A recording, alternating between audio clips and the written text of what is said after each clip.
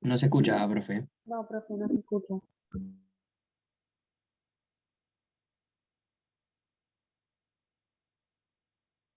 No, no se escucha.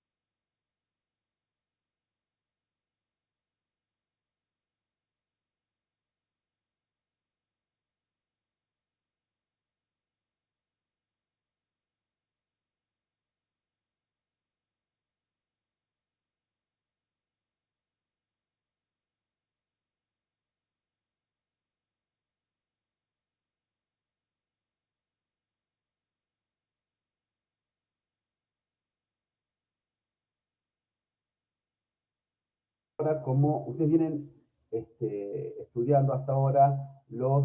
un cartel acá, acá. Vienen estudiando ahora los modos de extinción de las obligaciones. Y nos toca ver ahora prescripción, que es un tema que a ustedes no les resulta ajeno, ya han estudiado una base, tienen una base que vieron en civil, parte general. Así que va a haber conceptos que a ustedes les va a resultar un poco más familiarizados, ¿sí? Y algunas cuestiones que empiezan a ser un poquito más complejas. Bien. Nosotros cuando hablamos de... perdón, ¿ustedes qué ven en la pantalla? Porque a mí me salen carteles. ¿Alguno que me escriba? Te vemos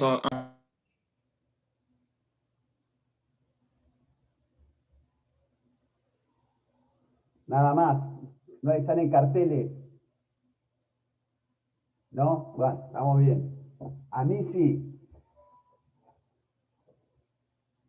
Bien, sigo. Imagínense que yo empecé a trabajar en tribunales con máquina de escribir. Así que tengan un poco de paciencia. Lo que atraviesa la prescripción, básicamente, como este particular modo de extinción de las obligaciones que vamos a ver, es el tiempo. ¿Sí? El tiempo, sabemos que ejerce una influencia sobre las distintas relaciones jurídicas, no siempre de un mismo modo, ¿sí? O no siempre con el mismo efecto.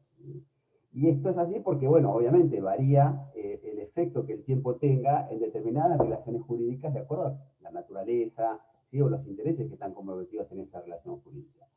Básicamente lo que nos interesa ver ahora es la prescripción obligatoria. Ustedes saben que hay dos tipos de prescripciones, la prescripción adquisitiva y la prescripción liberatoria. Bien, la primera es la prescripción adquisitiva, también llamada usucapión, que ustedes ya seguramente algo deben haber escuchado a lo largo de estos años de la carrera, es la adquisición de un derecho, ¿sí? Por la posesión continua e ininterrumpida de la cosa, ¿sí? ¿Se acuerdan cuando vimos las relaciones de poder, ¿sí? En la primera parte del cuatrimestre, cuando hablamos dentro de la relación de poder, la posesión? Bueno, cuando esa posesión es continua e interrumpida, ¿sí? Y a lo largo de un periodo de tiempo, y acá está el elemento tiempo, ¿sí?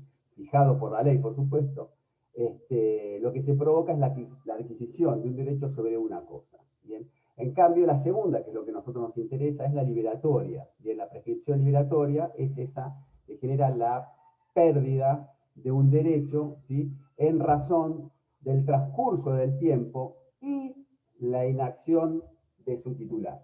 Bien, ambos institutos son bien distintos, tienen distinta naturaleza y tienen efectos distintos. Bien, la primera, la prescripción adquisitiva, tiene por objeto, ¿sí? Transformar como propietario, como dueño, al poseedor que se ha mantenido en forma continua, pacífica y durante cierto tiempo fijado por la ley, ¿sí? Extenso por cierto, transformarlo en dueño. Bien, en cambio la liberatoria procura la extinción, ¿sí? Del derecho de crédito para algunos de la acción, después lo vamos a ver, por falta prolongada de ejercicio, ¿sí? por su titular en el tiempo también que fija la ley. Bien. Pese a tratarse de dos instituciones distintas, ¿sí? El código establece un marco común, ¿sí? Para ambas, ¿bien? Donde trata cuestiones generales, en el artículo 2532 a 2553, si mal no recuerdo, bueno, ahora sí, 2532 a 2553, ¿sí? Donde habla del carácter imperativo, los sujetos, la renuncia, la invocación, la suspensión, la interrupción y el régimen transitorio. Luego se ocupa de la prescripción liberatoria en los artículos 2554 hasta 2564, para finalmente ocuparse en un único artículo del 2565 de la prescripción, ¿sí? Adquisitiva, ¿sí? La usucapión, pero haciendo una remisión a un conjunto de artículos, a un grupo de artículos 1897 y siguientes, ¿sí? Del Código Civil y Comercial. Y esta última parte, me refiero a la prescripción adquisitiva, la que ustedes van a estudiar, ¿sí? Con profundidad en cuanto a los requisitos y efectos en Civil 4, en derechos reales. Bien, básicamente lo que hace esta prescripción adquisitiva es, cuando se han determinados requisitos, ¿sí? La posición de una persona respecto de una cosa determinada, con varios requisitos, esa posesión es continua y pacífica por el tiempo que establece la ley. ¿Qué hace? Declara extinguido el dominio, ¿sí? Del titular de ese inmueble, por ejemplo, en el caso de los inmuebles, y nace un nuevo dominio en cabeza de esa persona. Eso es lo que ustedes van a estudiar, ¿sí? En derechos reales. Lo que nosotros vamos a ver ahora es la prescripción liberatoria. Bien, esta prescripción liberatoria se trata de un modo extintivo de obligaciones, ¿sí? ¿Por qué? Porque la prescripción liberatoria afecta la existencia misma, ¿sí? Del derecho de crédito, provoca el aniquilamiento, ¿sí? El aniquilamiento del vínculo jurídico, con todas las consecuencias que eso deriva y que vamos a ir viendo. Ahora, ¿cuál es el fundamento, ¿sí? Para que el simple transcurso del tiempo y, como vamos a ver, sumado en la actividad del titular de ese derecho, genere esta prescripción liberatoria? Bueno, para algunos es una sanción, ¿sí? ¿Sobre quién? Y sobre quien ha sido negligente en el ejercicio de su derecho, ¿sí? Otros hablan de una suerte de presunción de pago o presunción de satisfacción en ese interés que pretendía obtener en esa obligación. Es decir, si no insta la satisfacción de ese crédito, es porque cabe suponer que fue satisfecho. Es decir, que no son seguidas en la actualidad. Hoy, por cierto, la doctrina en su mayoría se inclina por un fundamento, encontrar el fundamento en el orden público, ¿sí? Y en el orden social que se logra, mejor dicho, en el orden público, no, en el orden social que se logra mediante el aseguramiento y la consolidación, estabilidad y certidumbre en esas relaciones jurídicas, ¿sí? Y esto es así porque esa paz y orden social requieren que los derechos sean ejercidos en un plazo razonable, y que ese plazo razonable, por supuesto, sea fijado claramente por la ley. El tráfico jurídico de los bienes así lo impone, ¿sí? Porque tenemos que dar certeza a las relaciones jurídicas, ¿sí? Y sanear estas situaciones, tal vez, de situaciones dudosas, donde no se sabe si hay una obligación o algo, en su caso, en qué extensión. Pues bien, la prescripción del tiempo y la inactividad va a borrar esas situaciones, ¿sí? También da certeza a las relaciones jurídicas, y sobre todo desobligar a las cargas o los compromisos que pesan sobre un determinado patrimonio. ¿En razón de qué? Y en razón justamente de la falta de ejercicio, falta de acción en ese plazo determinado. Imagínense ustedes un escenario posible donde el acreedor, ¿sí? Puede exigir el cumplimiento de su prestación al deudor o a sus herederos, ¿sí? Sin límite de tiempo alguno. sin límite de tiempo alguno. Es decir, se genera un contrato, fuente de las obligaciones, se genera una serie de obligaciones que nacen de ese contrato, ¿sí? Y los acreedores, los sujetos, ¿sí? Activos y pasivos de esa obligación, ¿sí?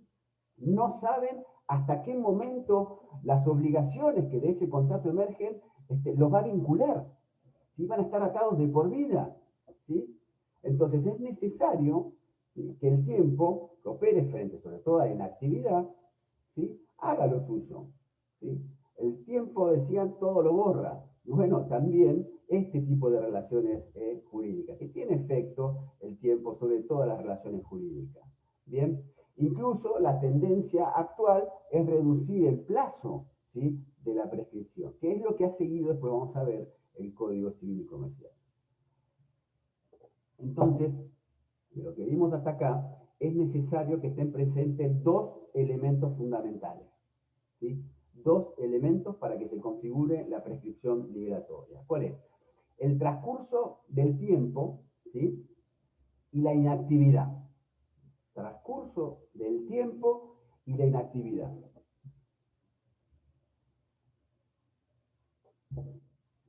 Se requiere que el transcurso del tiempo esté fijado expresamente por la ley, ¿sí?, para que sea ejercida, ¿sí?, la acción. Recuerden que el derecho de crédito tiene como nota, que no la define, pero distintiva, su temporalidad, ¿sí?, por oposición a los derechos reales. Claro que ese lapso temporal va a variar de acuerdo a los distintos supuestos que la ley contempla, ¿sí?, previendo la ley distintos plazos, como vamos a ver, ¿sí?, plazos generales, un plazo general, y distintos supuestos con plazos mayores, ¿sí?, a ese plazo general que establece la ley, y menores. ¿Bien? ¿Según qué? Según los intereses que están comprometidos, si bien en base a los bienes jurídicos que están tutelados en una u otra relación jurídica. ¿Bien? Y el otro elemento que hace falta es la inactividad, ¿sí? ¿Por qué? Porque el anterior requisito del transcurso del tiempo no es suficiente. Es fundamental, indefectible, ¿sí?, que en el devenir temporal, a ese devenir temporal que nadie puede detener, se agregue uno más, que es la inactividad. ¿De quién? De los sujetos. Sujetos que son parte de esa relación jurídica. ¿Bien?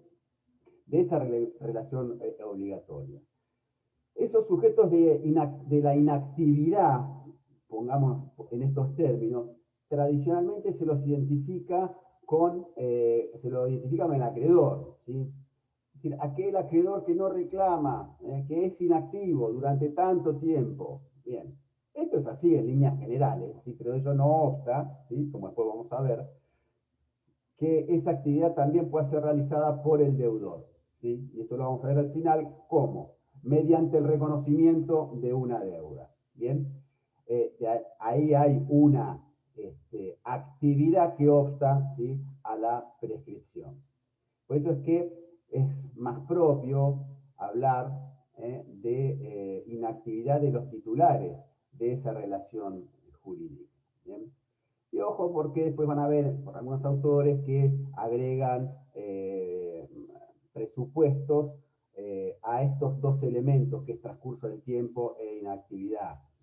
Por ejemplo, que se trate de derechos prescriptibles, que el crédito sea exigible y que sea invocado, ¿sí?, que sea invocado por parte interesada, toda vez que, como vamos a ver, el juez no puede declarar de oficio la caducidad.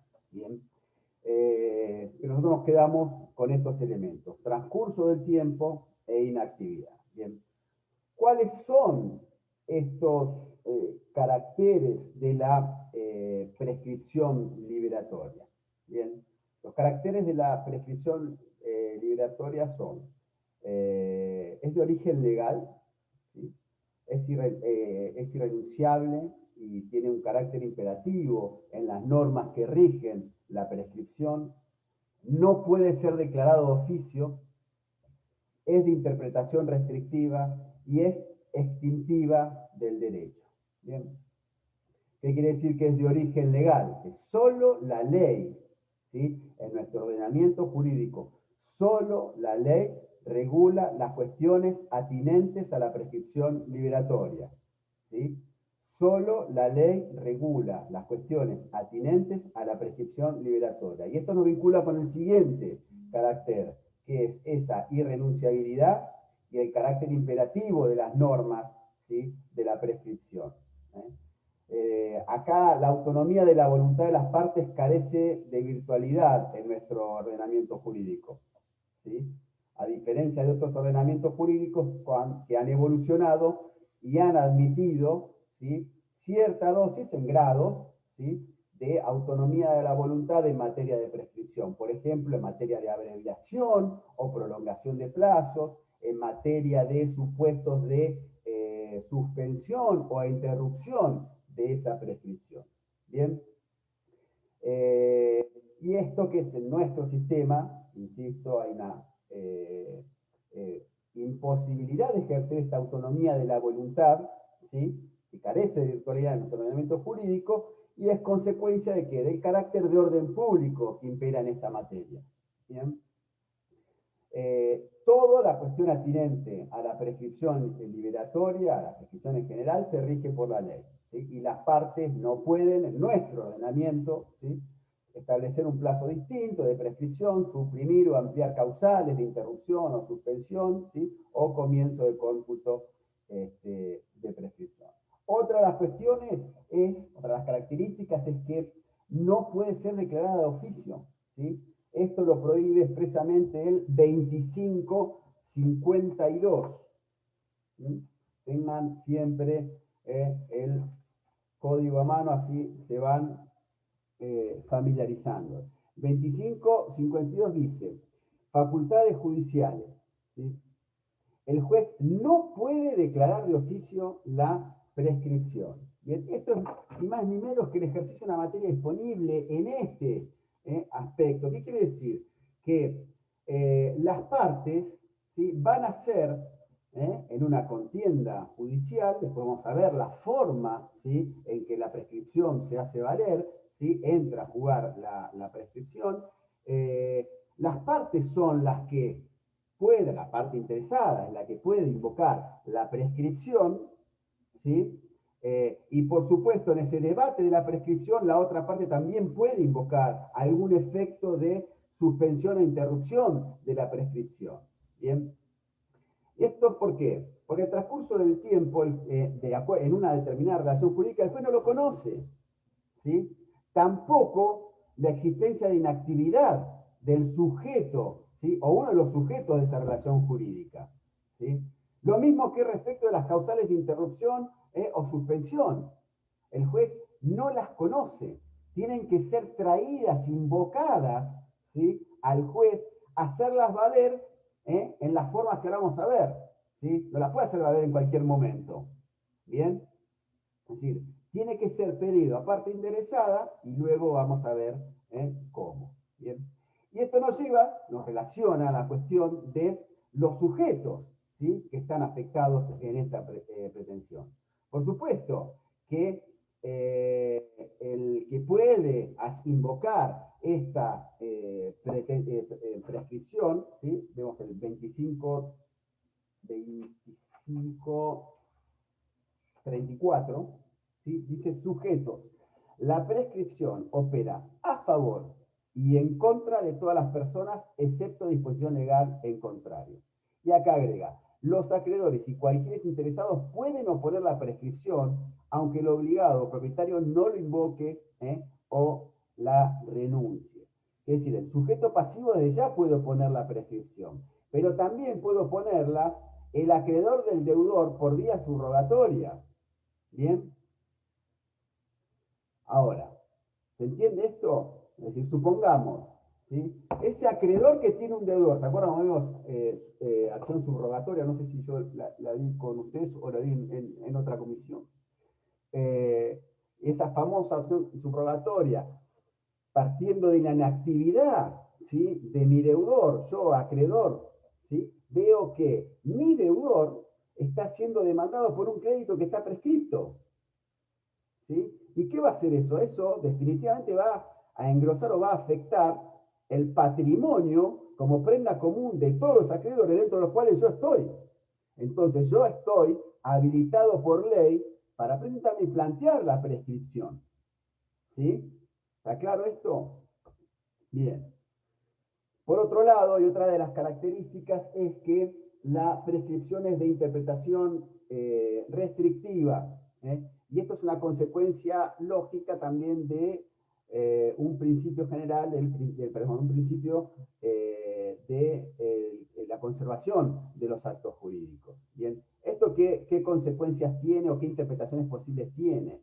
Esto implica básicamente dos cuestiones, ¿sí? Dos cuestiones. Que en caso de duda, ¿sí? Si ha operado o no la prescripción, en caso de duda, si ha operado o no la prescripción, habrá que estar a la subsistencia del derecho. ¿Sí? La primera implicancia que tiene esta interpretación restrictiva es que ante la duda, si ha operado o no la prescripción, habrá que estar a la subsistencia del derecho. Esto claramente es un mandato para el juez, ¿sí?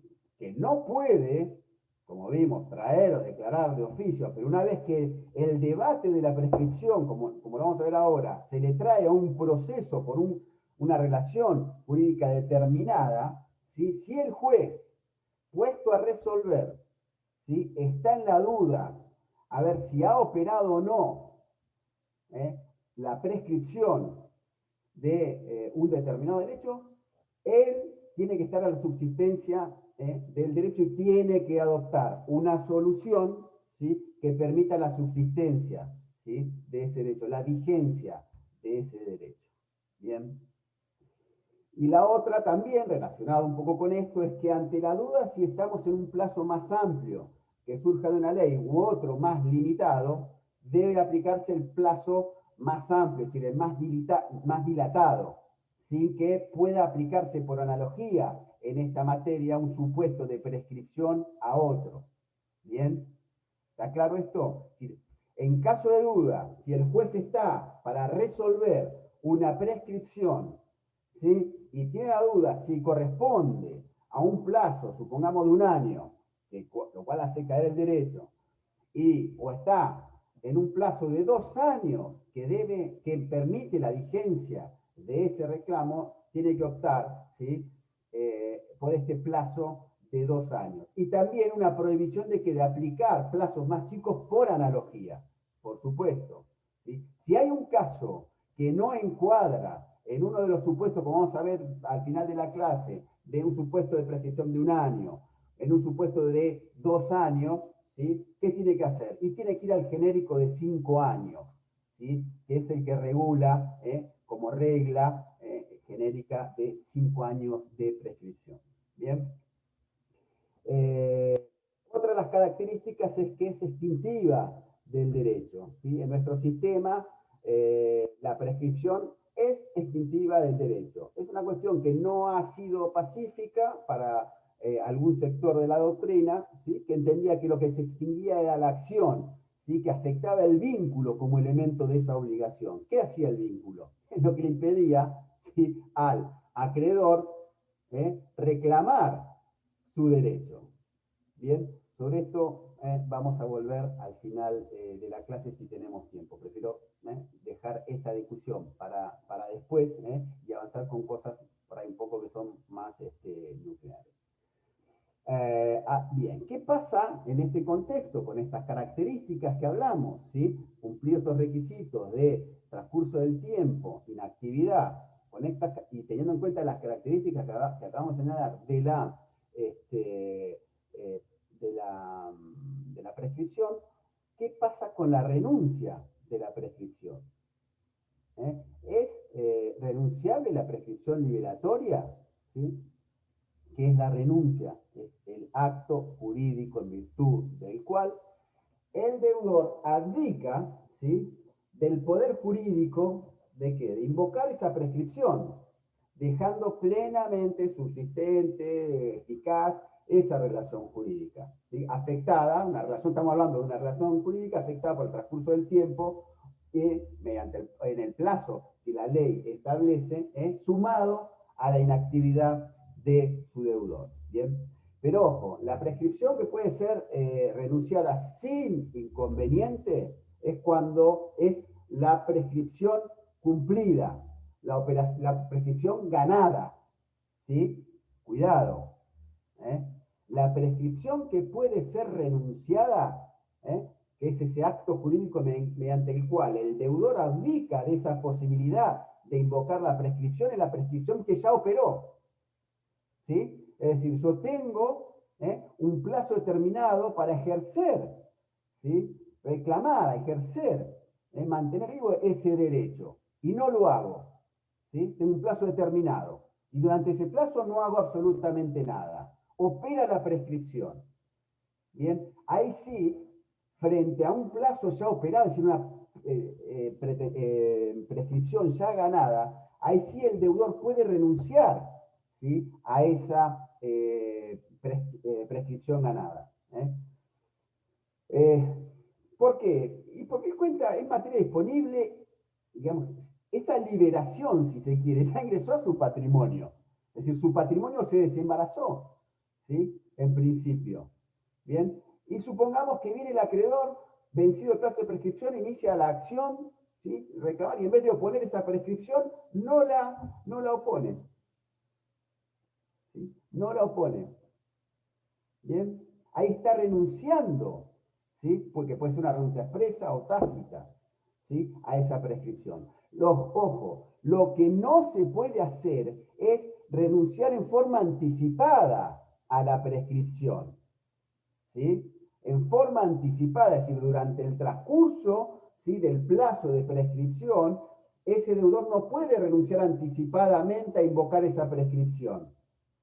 ¿Sí? O cuando se constituye, es decir, el acto fundacional de una relación jurídica, ¿sí?, supongamos una serie de obligaciones tiene fuente contractual, establece el deudor una cláusula que va a renunciar a invocar la prescripción en su caso. ¿Sí? Ahí eso no se puede hacer. ¿Sí? Eso no se puede hacer. Ahí se estaría violando el orden público.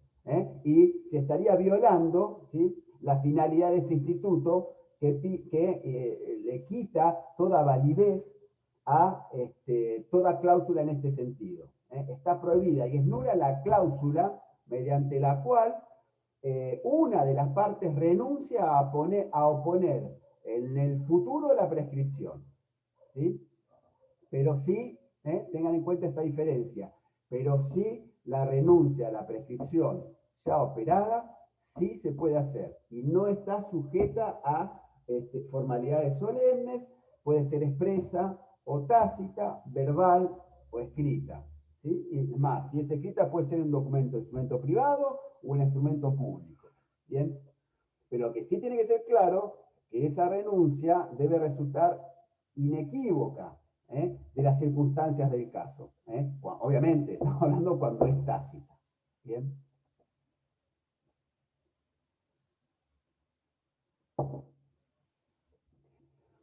¿Qué derechos, eh, ¿qué derechos y acciones son las que prescriben? ¿Sí? Por regla, todos los derechos y acciones son prescriptibles, ¿sí? Salvo que la ley determine su imprescriptibilidad, ¿sí?, o que de ello surja de su propia naturaleza. ¿Sí? Esto es lo que surge del artículo 2536. ¿Sí? La prescripción puede ser invocada en todos los casos, con excepción de los supuestos previstos por la ley. ¿Sí? Esto se justifica en razón, ¿sí?, del orden público que impera en esta materia.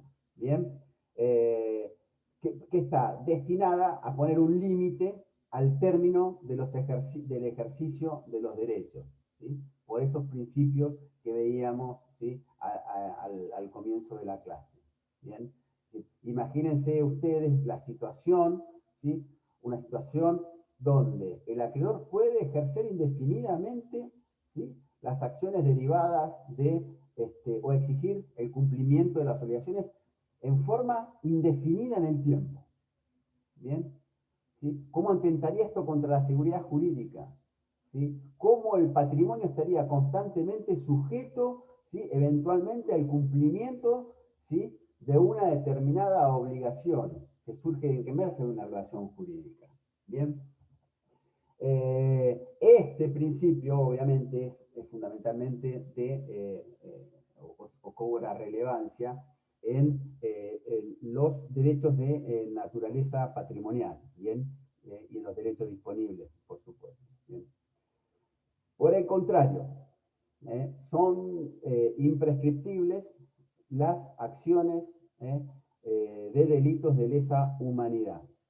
Solución que, obviamente, es congruente con el marco supranacional. ¿Sí?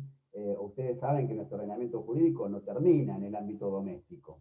Se nutre de una serie de tratados, ¿sí?, convenciones de carácter internacional, que han sido algunos incorporados como jerarquía constitucional a nuestro ordenamiento jurídico. Entonces siempre tenemos que resolver mirando el ordenamiento jurídico, visto en su integridad. ¿Bien? Y en el marco de este supranacional, que se inserta este tipo de delitos de lesa humanidad, existe la Convención sobre imprescriptibilidad, creo, de crímenes de guerra y crímenes de lesa humanidad, ¿sí? Por lo que cobra, digamos, plenitud y dimensión extender esa imprescriptibilidad a las acciones resarcitorias derivadas de esos delitos. ¿Bien? Hay otras acciones que son imprescriptibles, como por ejemplo la del ausente el ausente reaparecido para reclamar sus bienes luego de vencida la preanotación, artículo 91, 92, la acción de nulidad, que es absoluta, la acción de nulidad absoluta, que es imprescriptible, porque es ajena a toda idea de confirmación ulterior, y vinculados con las relaciones de familia, el derecho a reclamar la filiación o impugnarla, no así los derechos patrimoniales adquiridas, acción, obviamente, la acción cuando es iniciada por el hijo y no por sus herederos, la acción de impugnación de maternidad, la acción por partición de condominio y por la partición de herencia cuando la herencia se mantiene en estado de indivisión. En la acción de partición de condominio tenemos un derecho real de condominio, es decir, dos personas son condóminas respecto, por ejemplo, de un inmueble y no lo van a hacer por toda la vida. ¿Sí? Pasaron 30 años siendo condóminos, ¿sí? Pero siempre cada uno de ellos conserva la acción, ¿sí? Conserva la acción para qué? Para dividir ese condominio. ¿Cómo? Bueno, ¿cómo será otro cantar que van a estudiar ustedes en Derecho Real? Lo mismo, la acción por partición de herencia, cuando la herencia se mantiene en estado de indivisión. ¿Qué es esto brevemente? ¿Sí? Cuando una persona fallece, todo su patrimonio se transmite, ¿sí?, a sus sucesores. ¿Bien? Sucesores, en el caso de ascendientes, descendientes y cónyuges, tienen la posesión hereditaria de pleno derecho, que no es la posesión material de los bienes. La posesión material de los bienes lo van a tener, ¿sí?, por solo imperio de la ley, pero la posesión hereditaria es ese título, esa condición de heredero y comportarse como heredero, ¿sí?, frente al resto de la comunidad, ¿sí?, que lo tiene que reconocer como heredero, con relación a una masa de bienes. Esa masa de bienes que formaban parte del patrimonio del causante y que ahora pasan al patrimonio de los herederos, se mantiene indivisa, es decir, van a ser dueños, ellos ya son dueños, pero de una parte indivisa, una cuota parte indivisa, que se mantiene en un estado de indivisión.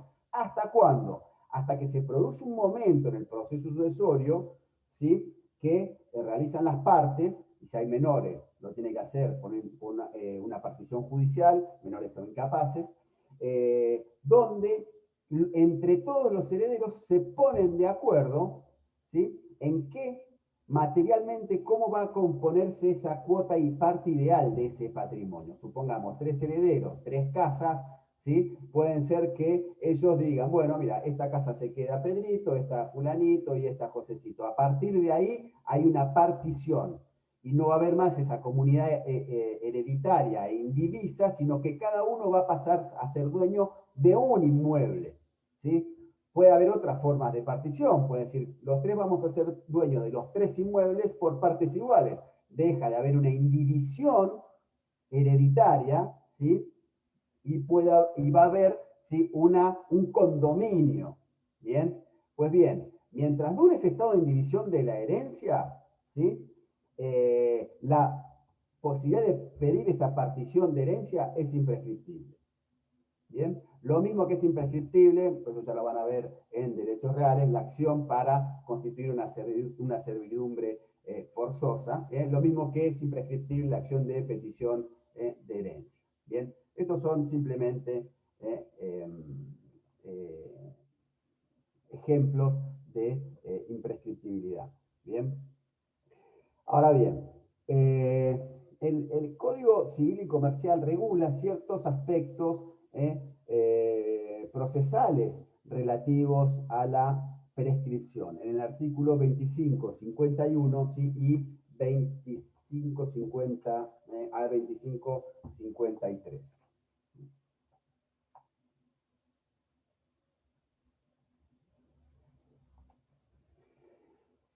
Y esto básicamente nos determina cuáles son las vías procesales para hacer valer la prescripción. Que básicamente no, que solamente prevé dos vías. ¿Sí? La prescripción puede ser opuesta por vía de acción y por vía de acción. Dice, la prescripción puede ser articulada por vía de acción o de excepción. ¿Sí? Luego sigue ese artículo que les mencioné hace un rato, que no deja de ser una norma de carácter procesal, que es el juez no puede declarar de oficio la prescripción. ¿Sí? ¿Qué es la excepción y qué es la vía de acción? ¿Cuáles son las diferencias entre estas vías? Bueno, la excepción es la forma, hablando incluso, más común para hacer valer y por interponer la prescripción, ¿sí? Que es como forma de excepción o defensa, ¿frente a qué? Frente a la pretensión de cumplimiento que ejercita el derecho de la otra parte, ¿sí? El acreedor, ¿sí? Para hacerlo más sencillo, el acreedor ejerce una pretensión de cumplimiento ante el órgano jurisdiccional que lo canaliza a través de una pretensión puntual de obtener una sentencia, ¿sí? Que se le reconozca un derecho, ¿sí? Y la vía más común es que el demandado, el deudor, cuando se defienda, oponga una defensa, una excepción de prescripción. ¿Sí? ¿Qué le va a decir? No, momentito, señor juez, ¿sí? Acá no me pueden demandar. ¿Sí? ¿Por qué? Porque ese derecho ya está prescripto. ¿Sí? Atendiendo a la causa de la pretensión, ¿sí? Atendiendo a la causa de la pretensión, que es las concretas circunstancias de hecho sobre las cuales el actor extrae, en este caso el acreedor, extrae una determinada consecuencia jurídica, que es pretender un cumplimiento o pretender una conducta determinada del deudor, que en este caso es cumplir con esa obligación, por ejemplo, hagámoslo simple, pagar una deuda determinada, ¿sí? El deudor, en este caso el demandado, va a oponer una defensa, ¿sí? De prescripción y va a decir, momentito, señor juez, ¿sí? A mí no me pueden reclamar esto, porque esto ya está prescripto, porque esta obligación nació tal, se tornó en tal fecha, se tornó exigible en esta fecha, el plazo de prescripción es tal y ya está cumplido. ¿Sí?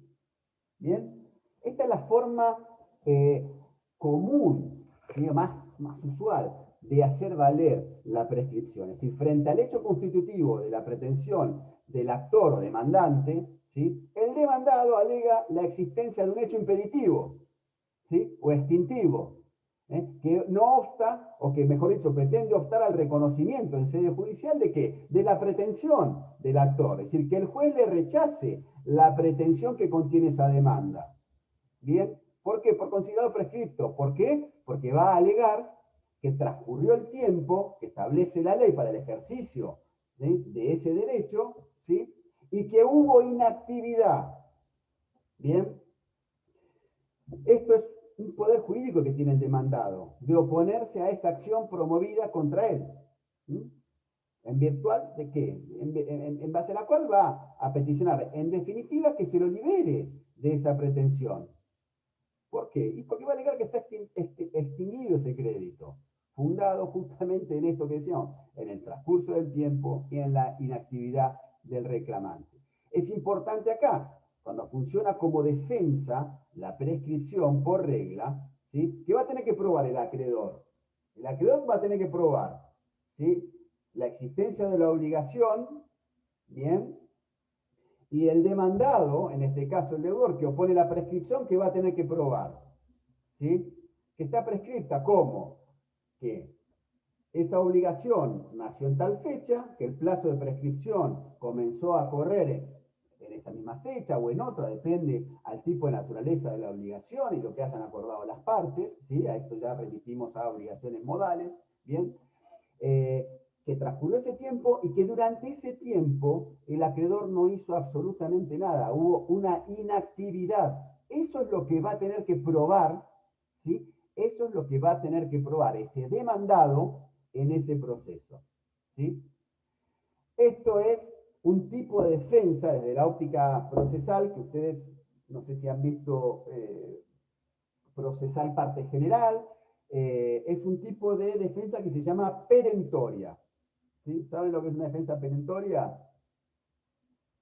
No. La defensa perentoria es aquellas que van a terminar y se quedan sobre el fondo del asunto, lo terminan definitivamente, ¿sí?, por oposición al otro tipo de defensas que los ordenamientos procesales le permiten, ¿sí?, que son las defensas, ¿sí?, dilatorias o temporarias.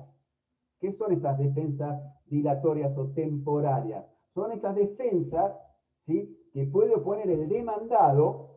Pueden poner muchas defensas, ¿sí?, frente a una demanda, que no van a ser expedirse sobre el fondo de la cuestión y resolver definitivamente la cuestión, sino que la van a dilatar, ¿sí?, hasta que se subsane. Por ejemplo, la incompetencia.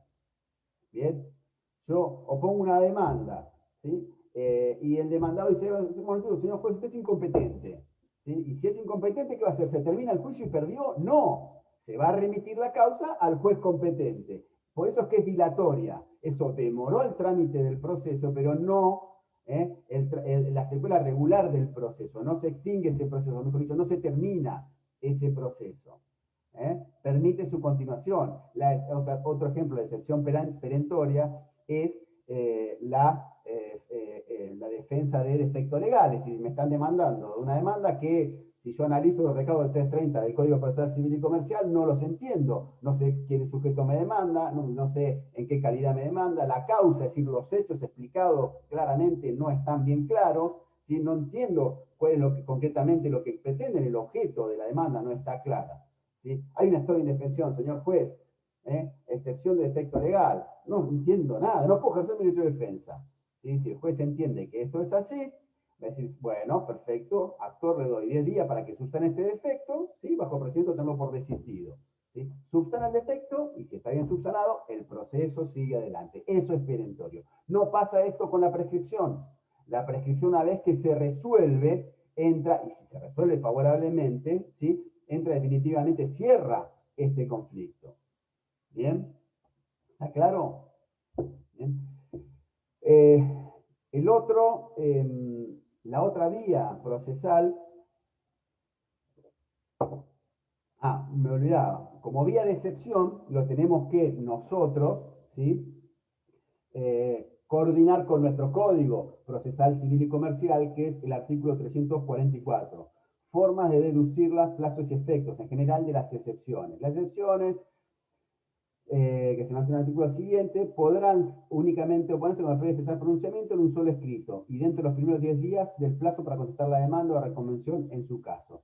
Si se opusiere, ¿sí?, excepciones, se deberá simplemente oponerse la de prescripción cuando el demandado lo estime procedente. La prescripción se resolverá como de excepción previa si la cuestión fuera de puro derecho. En caso contrario, se resolverá en la sentencia definitiva, debiendo producirse la prueba junto con las restantes cuestiones o defensa de fondo. Cuando esto nos remite a la cuestión de cuándo el juez resuelve esta prescripción, ¿sí?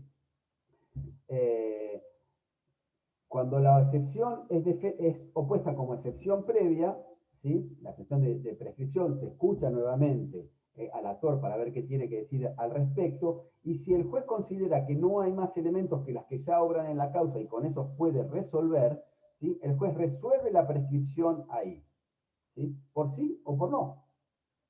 Bien. Y si entiende que no es claro, la va a resolver luego, ¿sí? De producida toda la prueba al momento de la sentencia. Acá, para que ustedes se ubiquen, estamos dentro de las 3 etapas básicas del proceso: introductiva, probatoria y decisoria. Introductiva, intervienen las partes. Actor, demandado. En esa parte, al conformar esa parte, el demandado es que opone esa excepción de prescripción, ¿sí? Y lo opone y le pide al juez que la resuelva antes. ¿Para qué? Para no tramitar todo el resto del proceso. Si está en condiciones el juez de resolverlo, lo hace ahí. ¿Para qué? Para evitar abrir la prueba, producir toda la prueba, ¿sí? De todo el conflicto y después dictar la sentencia. Dicta una sentencia en esta primera etapa donde si declara la prescripción, el proceso cae, se extingue, se murió, ¿sí? No tiene más razón de ser. Bien, obviamente, salvo que hace una acumulación sucesiva de pretensiones y la prescripción se decrete respecto de una sola de esas pretensiones y no del resto. Bien, si no lo ve claro el juez porque necesita más elementos de prueba, supongamos, como vamos a ver ahora, hay alegaciones de actos suspensivos, interruptivos, etcétera, ¿sí? En ese caso, el juez va a abrir la prueba. Bien. O si las partes discuten cuál fue el comienzo del cómputo de prescripción y necesita prueba. Pues bien, se va a producir esa prueba y ahí sí, no es que va a decir, bueno, ahora resuelvo la prescripción y después resuelvo el resto. No, no, resuelve todo junto el juez. Obviamente que en ese caso, lo que va a tener que hacer el juez es resolver primero la excepción de prescripción. Bien. La otra vía es por vía de acción. Por vía de acción declarativa, de prescripción. Aquí es el deudor el que toma la iniciativa para que se declare en sede judicial la prescripción, su liberación. ¿Sí? Bien, ¿está claro? Es distinta. Excepción, que es la más común, ¿sí? Y por vía de acción. Bien, ¿cuál es la oportunidad procesal para articular la defensa? El 2553, ¿sí? Establece, mejorando la redacción del Código Civil anterior, establece en el 53, la prescripción debe, ¿sí?, oponerse dentro del plazo para contestar la demanda en los procesos de conocimiento y para oponer excepciones en los procesos de ejecución. Ojo con esto, ¿sí? Al contestar la demanda, fíjense que también esto hay que confluirlo con estas normas procesales que leímos recién. Si el ordenamiento procesal de esa provincia, como la provincia de Buenos Aires, permite en determinado tipo de procesos que se fraccione, ¿sí?, que primero se oponga la prescripción y después se conteste la demanda, ¿sí?, el demandado puede oponer la prescripción, ¿sí?, dentro del plazo que el código le permite, dentro del cual está la prescripción, ¿sí?, todas las excepciones dentro del cual está la prescripción, y después contestar la demanda, si el código procesal de esa provincia lo permite. Y ese tipo de procesos. Hay procesos que no permiten esto, o hay provincias que no permiten eso, que simplemente, ¿sí?, prevén usted, litigante, parte demandada en este proceso, usted tiene que oponer todas las excepciones al contestar la demanda, incluida la de prescripción. ¿Sí? Estos son los procesos de conocimiento. Los procesos de conocimiento son aquellos que me permiten un debate pleno del conflicto. ¿Sí? En cambio, los procesos ejecutivos, que son aquellos donde parto no de una situación de hecho, sino de un título ejecutivo, no discuto todo un conflicto, sino discuto los requisitos de un título que es literal y abstracto, ¿sí?, y no me permite un debate completo de todo lo que pasó como consecuencia, en mi estudio actual se generó esa obligación, sino que me limito a lo que surge de ese papel, ¿sí?, el caso del pagaré, del cheque, ¿bien? En ese tipo de juicios, La contestación de demanda se llama en realidad oposición de excepciones, ¿sí? Es una contestación de demanda porque es el ejercicio del derecho de defensa del ejecutado, que no es más ni menos que el demandado, pero en el juicio ejecutivo se lo llama ejecutado. Bien, en ese caso esa es la oportunidad en que hay que oponer la excepción de prescripción. Bien, esto es lo que marca el Código Civil y Comercial y es en líneas generales con algunos matices los que va marcando las legislaciones de la provincia. Ojo, ojo, que si tenemos una reconvención, ustedes vieron, ¿se acuerdan lo que es una reconvención? Si tengo una demanda, contesta el demandado, pero a su vez, cuando contesta, ejerce una pretensión contra el actor, ¿sí? Tengo un doble carácter, tengo un actor, ¿sí? Y un demandado que reconviene que pasa a ser demandado y actor a la vez, ¿sí? Porque le reclama otra cuestión, ¿sí? O una cuestión también derivada de la misma relación jurídica, ¿eh? De cuando el tipo de proceso se permite, ¿eh? Y tengo a su vez, entonces, un actor que se llama actor reconvenido y demandado reconveniente, ¿sí? Ambos sujetos de la relación procesal tienen el doble carácter de actores y demandados. Bien, pues bien, respecto de la reconvención, que es la pretensión que ejerció el demandado, ¿sí? Que pasa a ser actor, cuando se le da traslado, al actor, el actor en esa contestación tiene que oponer la prescripción si considera, ¿sí?, que la pretensión que le ejerció el demandado en la reconvención está prescrita. Bien, ese es un dato muy importante que no se le puede pasar, ¿sí?, al actor, perdón, reconvenido. Bien, si no lo hace, pierde la posibilidad de hacer. Y esto es importante. Vencidos estos plazos que vimos, estas oportunidades, ¿sí?, que vimos, o consumidos esos actos procesales que vimos, que me refiero a la contestación de demanda, opera la preclusión para oponer la defensa, y no puede ser opuesta fuera de ese plazo. ¿Qué es que opera la preclusión? La preclusión es un sistema procesal que permite que el proceso avance, ¿sí?, avance sobre la base de los actos procesales ya cumplidos y que permite que avance. ¿Cómo permite que avance? Impidiendo que retrocedamos. Imagínense si en un proceso constantemente estamos permitiendo que las partes aleguen, mejoren su demanda, planteen defensas que se olvidaron de hacer el proceso, esta primera etapa que les conté introductiva no las terminamos más, ¿sí? Entonces, si el demandado no pone la prescripción al momento de contestar la demanda, ¿sí?, precluyó la posibilidad, ¿sí? Tiene un plazo de, ojo, no confundan con esto, tiene un plazo de 10 días para contestar la demanda, ¿sí? En esos 10 días tiene que poner la excepción de prescripción. Pero si el código le dice que junto con la contestación de demanda tiene que poner la prescripción, si él tiene 10 días para contestar la demanda, en el día 5 contesta la demanda, ¿sí?, dice, ay, me olvidé de poner la prescripción, pero me quedan 5 días, o pone la prescripción, no lo puede hacer por consumación, preclusión por consumación, ¿sí? La preclusión se da por el transcurso del tiempo, ¿sí?, por no haber realizado un acto procesal, ¿sí? La preclusión hace que ese acto procesal se pierda, ¿sí? ¿Cómo? Por no haber realizado ese acto procesal en el plazo establecido o por haber realizado ya, haber consumido esa facultad procesal. Bien, contestó la demanda, no puso la prescripción, pero le quedan 5 días, no, ya consumó la posibilidad de hacer, es preclusión por consumación. Lo mismo que tampoco va a poner una prescripción, no puede, si se llama, si realiza un acto procesal incompatible con la prescripción. Viene, contesta la demanda y se allana. Y después viene y plantea la prescripción. No, ¿sí? Ahí precluyó la oportunidad de defenderse y plantear esa prescripción, ¿sí?, por haber realizado un acto procesal incompatible, ¿sí?, con el que pretende hacer ahora. Bien, lean después el 344 del ordenamiento procesal y leanlo en clave del 2553. Bien. ¿Cómo comienza este transcurso del cómputo, ¿sí?, de la prescripción?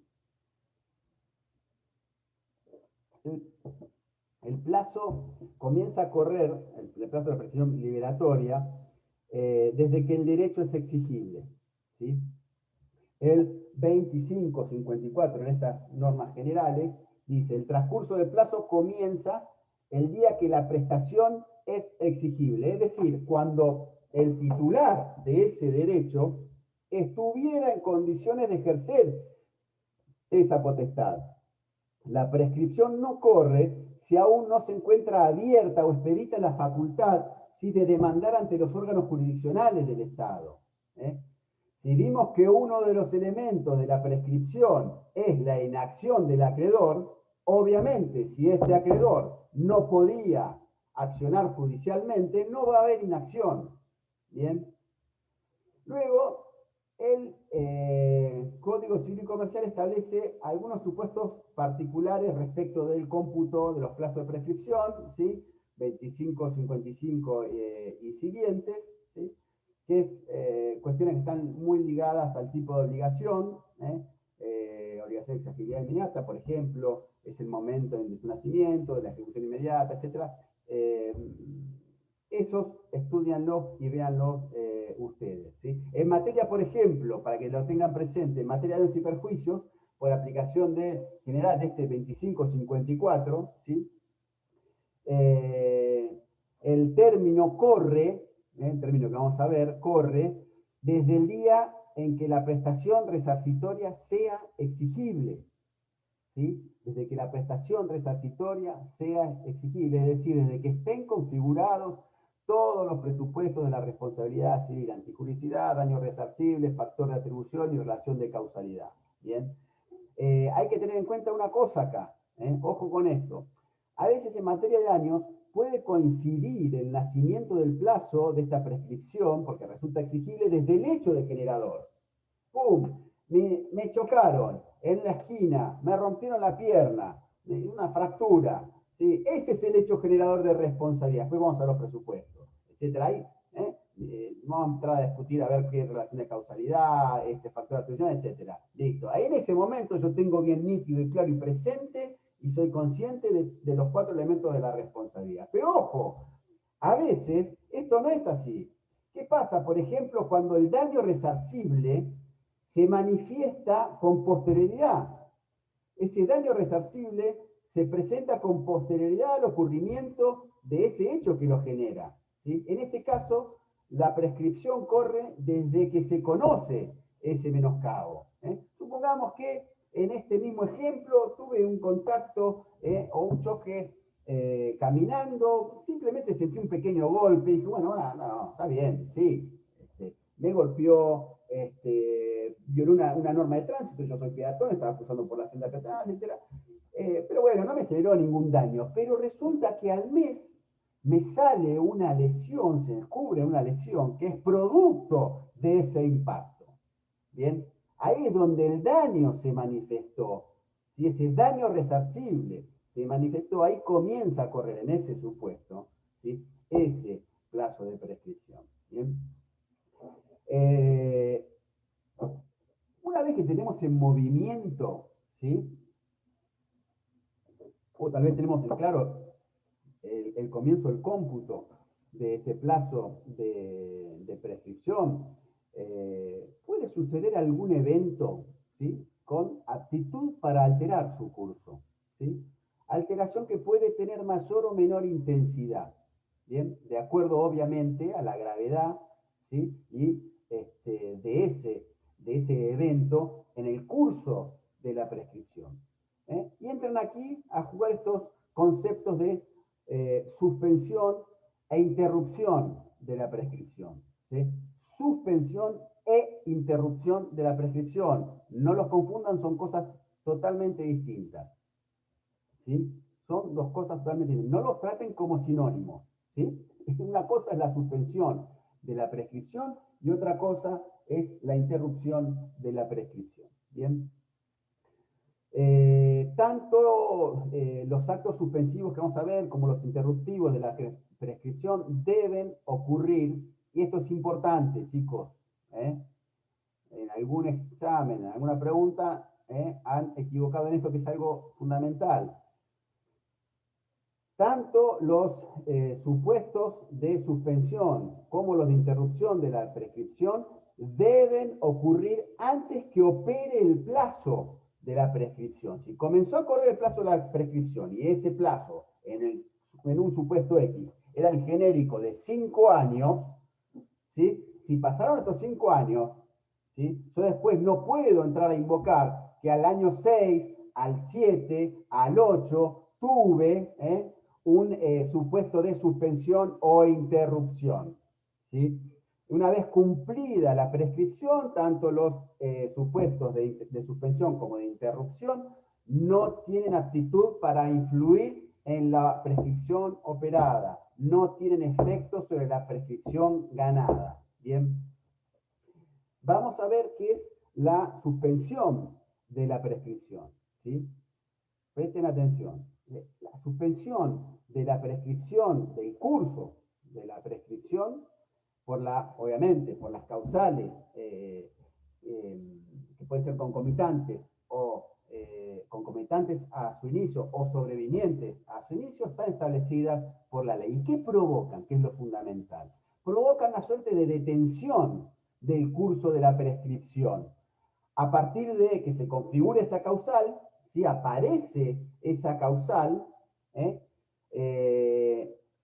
y mientras esa causal dure, esté vigente, se suspende, se detiene el curso de esa prescripción, y mientras esa dure.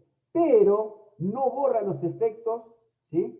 Ya producidos hasta ese momento del tiempo. Una vez que desaparece esa situación suspensiva, el curso de la prescripción continúa, se reanuda hasta completar el término que falta.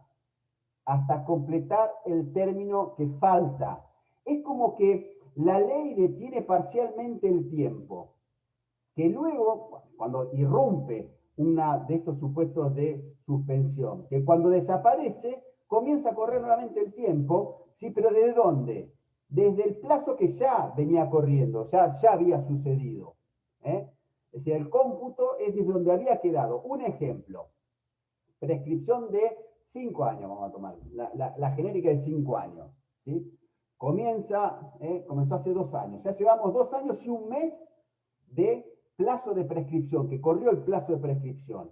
Al 2 años y un mes hay un efecto interruptivo, perdón, suspensivo, un evento suspensivo de los que ahora vamos a ver. Se detiene, se remueve, ¿sí?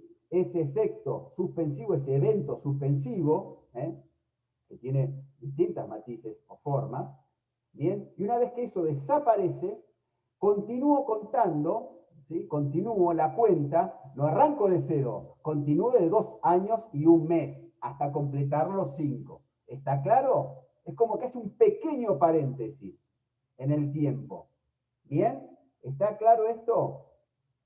La suspensión respeta el plazo que pasó, que ya corrió, ¿sí? La parte del plazo que ya corrió, el tiempo que ya corrió, lo respeta, pero la suspensión produce sus efectos hacia el futuro. El tiempo que se corrió se conserva y luego ese tiempo que ocurrió, que se conserva, se une al que va a venir después, una vez superada esa situación. ¿Se entiende esto? Bien. Vamos a ver cuáles son las causales, ¿sí? Que detienen el tiempo. Fíjense que si esa causal ocurre al momento en que el crédito es exigible, detiene el tiempo, el inicio del cómputo del plazo, es decir, ese plazo no comienza a correr. Es decir, si yo tengo un plazo y en el momento tengo una de esas causales, ¿sí? Ese plazo no comenzó a correr hasta que se levante esa causal, hasta que concluya esa causal. Y si el plazo ya comenzó, detiene su cómputo, lo paraliza y una vez desaparecida, continúa donde había quedado. ¿Sí? ¿Qué alcance subjetivo tiene esta suspensión? ¿Sí? El 2540, creo que es el 2540, tiene una redacción confusa que dice, alcance subjetivo, la suspensión de la prescripción no extingue no se extiende, perdón, a favor ni en contra de los interesados, excepto que se trate de las obligaciones solidarias e indivisibles. Esto lo tienen que leer así. La suspensión alcanza a las personas con la relación a las cuales ha establecido y a sus sucesores. ¿Sí? Cualquiera de los casos de suspensión que vamos a ver ahora, ¿sí?, rige respecto de esos sujetos. Bien, no se extiende, no proyecta sus efectos más allá de esos sujetos que vamos a ver ahora. Por ejemplo, en el caso de la interpelación fehaciente. A interpela a B, ¿sí? El efecto de esa interpelación como suspensión beneficia y perjudica, beneficia A y perjudica a B, no a los restantes, salvo que se trate de obligaciones solidarias e indivisibles. Quedan alcanzados todos por la suspensión de las obligaciones de sujeto plural, mancomunado, simple, de objeto indivisible, y en las obligaciones solidarias, ahí se afectan a todos. ¿Bien? No así en las concurrentes, no así en las concurrentes, porque partimos de vínculos distintos. ¿Bien? ¿Cuáles son las situaciones que generan esta suspensión de la prescripción? Bien, básicamente están puestas en vista a la imposibilidad de obrar, ¿sí?, o teniendo en vista determinadas, la idea de no fomentar determinados pleitos entre ciertas personas en razón de un parentesco, de ciertos vínculos, ¿sí? Esa enumeración está en el 2543. Casos especiales, ¿sí? Suspensión por interpelación fehaciente, ¿sí? Son determinados supuestos, ¿sí?, donde hay una imposibilidad tal vez de hacer, o se valora la conducta del acreedor. El curso de la prescripción se suspende por una sola vez por la interpelación fehaciente hecha por el titular de derecho contra el deudor o el poseedor. Esta suspensión solo tiene efecto durante 6 meses o el plazo menor que corresponda a la prescripción de la acción. A y B, acreedor-deudor, ¿sí? El acreedor interpela fehacientemente, ¿sí?, al deudor, ¿bien?, para que cumpla, ¿bien? Eso que produce la suspensión de la prescripción, pero por 6 meses, ¿sí? Supongamos que es una obligación de un plazo de 5 años. Interpela los 2 años y 1 mes, ¿sí? Por 6 meses no va a correr el plazo. Vencidos los 6 meses, se renueva el plazo de prescripción a lo cual se le va a sumar, ¿sí?, esos 6 meses no se suman, ¿sí?, al 2,5, ¿sí? Luego va a continuar el cómputo salteando esos 6 meses que provocó de suspensión la interpelación fehaciente. Bien, 6 meses en principio. Si estamos en una obligación que el plazo de prescripción es menor, esa interpelación fehaciente no puede ser mayor a ese plazo. Bien. La otra es suspensión por pedido de mediación. El curso de la prescripción se suspende de la expedición por medio fehaciente de la comunicación de la fecha de la audiencia de mediación o de su celebración, lo que ocurra primero, ¿sí?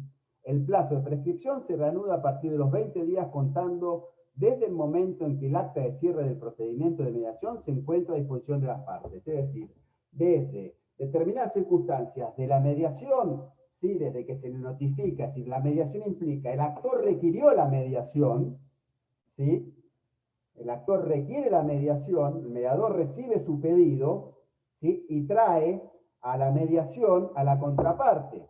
Pues bien, la suspensión comienza a correr desde que notifica a la otra parte. Ahora, si no hay notificación, pero la otra parte concurre a la mediación, la suspensión es desde la fecha en que se celebró esa mediación.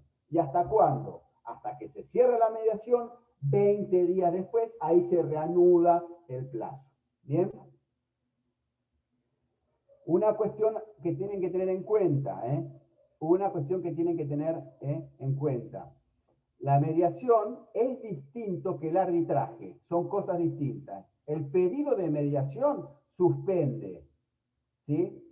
Suspende. ¿Por qué? Porque mientras la mediación sobre todo cuando tiene el carácter obligatorio previo al proceso, le va a impedir al actor, ¿sí?, iniciar su reclamo judicial, ¿sí?, hasta que no transcurra la mediación. Superada la mediación, va a estar habilitado para ir a la jurisdicción.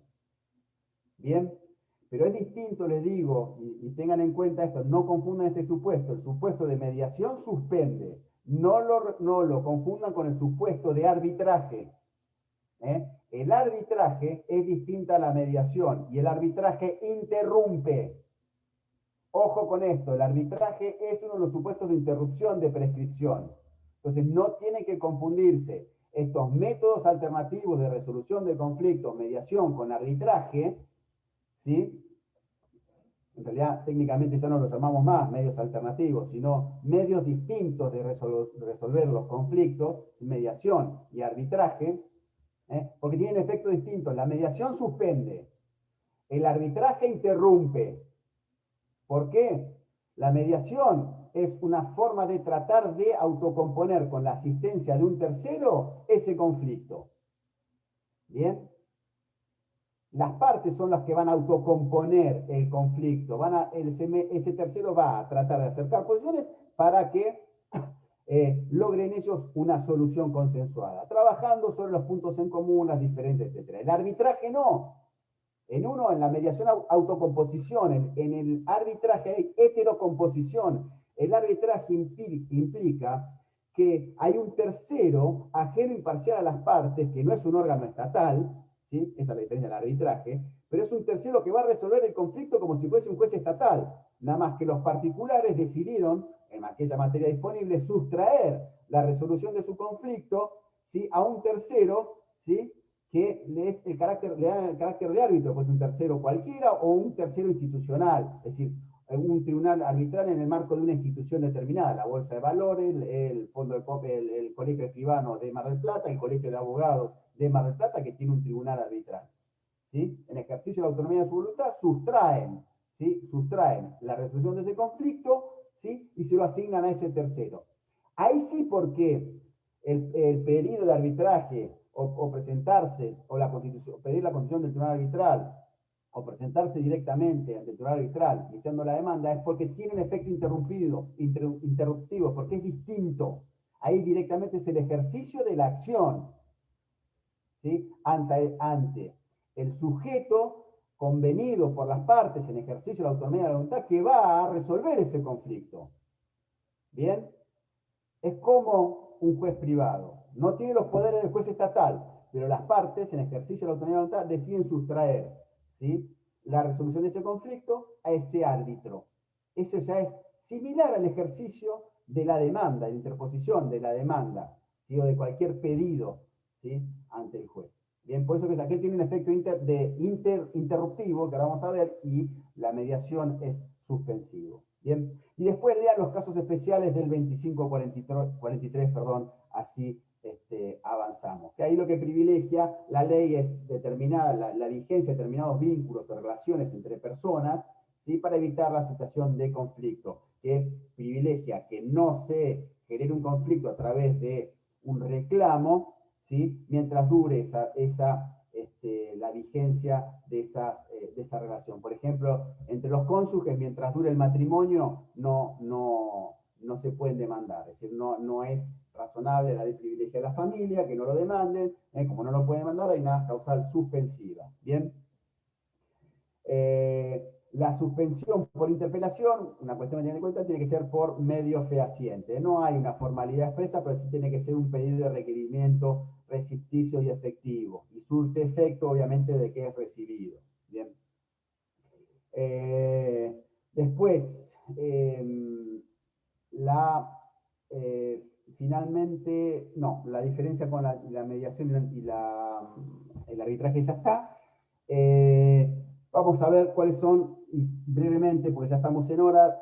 Insisto con esto, el que quiere apagar la cámara o que quiere terminar la clase, porque estamos en tiempo, lo puede hacer, yo no me ofendo. Vamos a ver la interrupción de la prescripción. La interrupción de la prescripción es más intensa que la suspensión, ¿sí? Es más radical. En el transcurso o en el curso de la prescripción se interrumpe ¿cuándo? Cuando existe una causa establecida por ley que va a provocar ese efecto. ¿Y qué va a hacer ese efecto? ¿Cuál es? ¿Borra o inutiliza el plazo o el tiempo o transcurrido hasta ese momento y se vuelve a computar desde cero? ¿Sí? Cuando hay un supuesto de interrupción de la prescripción, borra el tiempo transcurrido hasta ese momento y vuelve a correr el cómputo hasta todo un plazo de duración que el anterior. ¿Sí? Lean el 2544. El efecto de la interrupción de la prescripción es tener por no sucedido el lapso que precede e iniciar un nuevo plazo. ¿Bien? Es claro que, como vimos recién, la interrupción provoca efectos más intensos, más radicales que la suspensión. ¿Sí? Tiene un ámbito, el mismo ámbito subjetivo de aplicación que la suspensión. ¿Bien? Es decir, entre las partes afecta entre aquellas personas que están vinculadas por ese acto interruptivo, ¿sí? Salvo que se trate de obligaciones indivisibles y obligaciones solidarias. Lo mismo, la alegación y prueba de las causales de interrupción queda a cargo de quien alega, quien pretende hacer valer esa prescripción, ¿sí? Tiene la carga, ¿sí?, de demostrarla. Bien, en cuanto a la alegación, lo vimos cuando, hace un ratito, cuando vimos estas normas procesales que contienen el Código Civil y Comercial. ¿Cuáles son los actos interruptivos de la prescripción? Básicamente tres que son los que regula el Código Procesal. Hay algunos otros en leyes especiales, ¿sí?, en otros cuerpos. El reconocimiento expreso o tácito de la obligación efectuada por el deudor, ¿sí? 2545. ¿Sí? La petición judicial y por solicitud de arbitraje.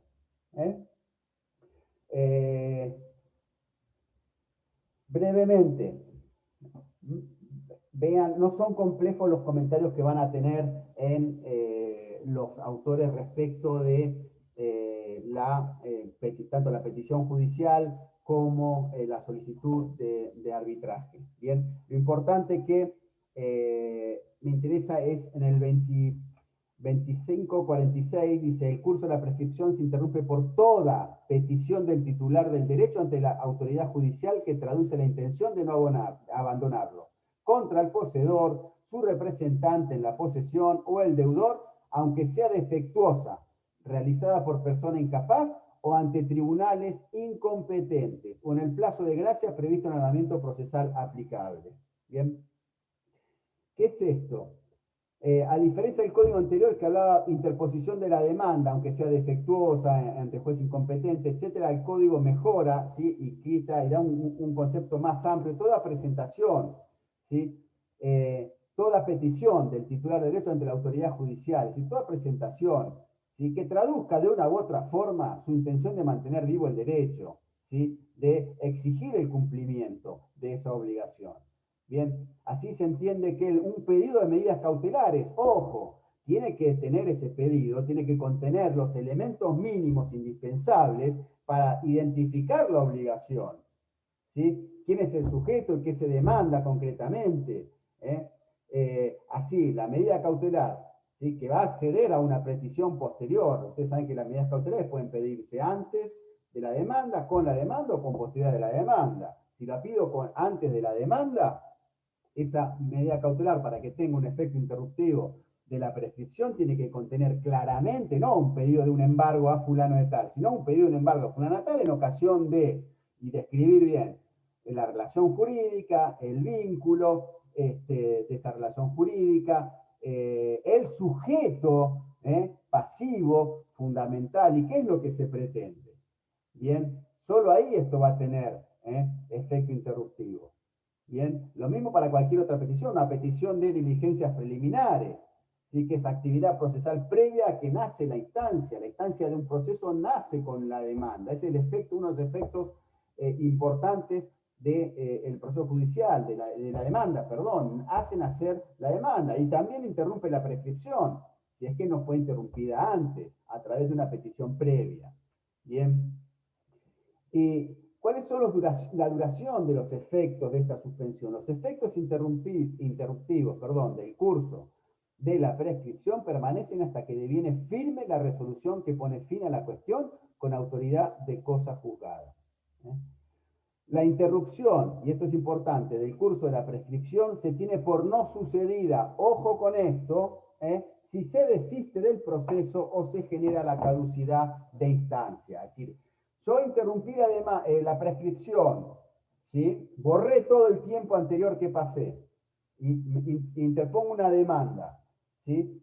Y luego abandono el proceso, hasta ahí no pasa nada, pero si me decretan la caducidad de instancia, ¿sí?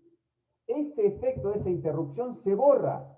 Y tal vez si ya pasó todo el plazo, no voy a poder iniciar una nueva demanda. O mejor dicho, si la inicio, ¿sí? Voy a estar expuesto al planteo de excepción de prescripción del demandado. Acuérdense que el hecho que se haya interpuesto una demanda no quiere decir que el demandado esté en conocimiento. Yo puedo interponer una demanda, pero acá rige el principio dispositivo en materia civil y comercial. Puedo interponer una demanda y no activarla. ¿Cómo? Yo tengo que impulsarla. El acreedor, el actor aquí, tiene que impulsar esa demanda. ¿Cómo? Pidiéndole después los actos impulsorios idóneos para hacer avanzar el proceso. El primer acto, ¿cuál es? La notificación de la demanda.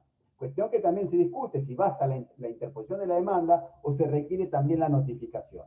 Lo cierto es que, más hoy con la redacción del artículo 2546, no cabe duda que no se exige la notificación de la demanda, basta la interposición, ¿sí? No hay otro requisito. Claro que esto se puede dar situaciones de abuso, sí, por supuesto. Bueno, pero cada vez, en todo caso, tendrá que ver, ¿sí? Frente a un planteo, el juez lo tendrá que ver si hubo un abuso, ¿sí? Del derecho y desvirtúa esta finalidad de interrupción de la prescripción. Bien. Vamos a dejar acá. Nos queda la dispensa de la prescripción y los plazos de prescripción del Código Civil. Tengan en cuenta ustedes que tienen un plazo de prescripción genérico de 5, uno excepcional de 10 años, que tiene una finalidad muy específica, y después vamos descendiendo 3, 2 y 1. ¿Bien? ¿Sí? Chicos, les agradezco la paciencia y los problemas técnicos que he tenido. No puedo ver el chat, pero bueno, nada. Si necesitan, como siempre, estoy a disposición de ustedes. Si necesitan alguna consulta, recuerden que respondo tarde, lamentablemente, y más esta semana, más tarde todavía. Así que bueno, les agradezco el tiempo y la paciencia. Que tengan buen fin de semana, chicos. A ver si puedo ver algún chat. No, ya se fueron.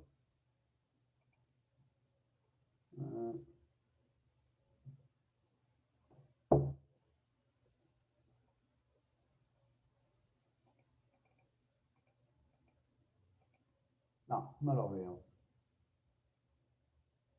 Bueno, acá está.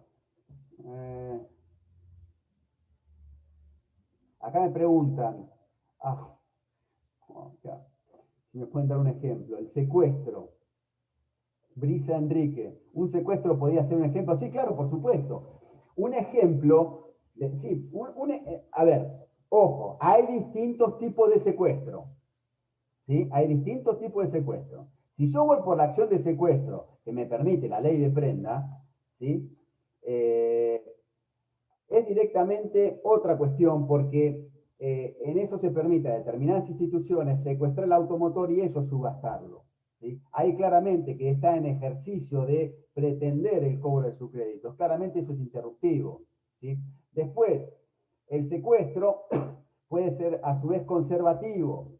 El conservativo que está dentro de una medida cautelar, por ejemplo, yo pido una medida cautelar de un embargo sobre un automotor y le digo al juez, señor juez, el automotor es prenda común, ¿sí? De todos los acreedores, yo soy acreedor, ¿sí? Yo tengo mi crédito, tengo verosimilitud del derecho y peligro de la demora, ese automotor, ¿sí? No está asegurado, lo guardan afuera, tiene un riesgo y el deudor lo puso a la venta, ¿sí? Tiene un embargo, pero además quiero el secuestro, ¿sí? Bien, ahí el juez puede ordenar un secuestro. Por supuesto que ese sería un ejemplo, ¿sí?, de una medida cautelar. Pero cualquier tipo de medida cautelar, basta. ¿Sí? Me pidieron, puede repetir los caracteres. ¿No? ¿Ya está? Listo. Disculpe. No. Bueno, voy a tratar de solucionar para la próxima todo esto. Somos muchos, cada uno usa la computadora, usa sus auriculares, me desconfiguran el volumen, todo. Bueno, nada, es la tecnología misma frente a alguien que empezó a trabajar con máquina de escribir. Bueno, gracias por la paciencia. Hasta luego. Buen fin de semana. Descansen.